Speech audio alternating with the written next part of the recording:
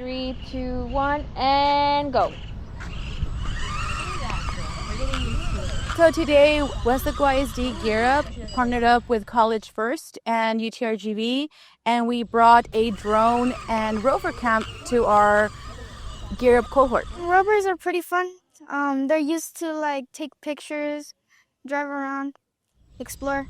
The rover can actually fit in small places that people can't, and it can also record and research stuff that humans can't see in the small places. Not only do our students get to see firsthand how rovers work and get to play with them a little bit, they were able to see firsthand how they can apply these skills to future careers. I wanted to come to College First because it just sounded fun to me, and I wanted ideas from someone older because I actually don't know what I want to do when I'm older. Now they're learning that there's something else out there, and even those careers, they're somehow using new technologies, and so it's important for them to start seeing how they can apply that.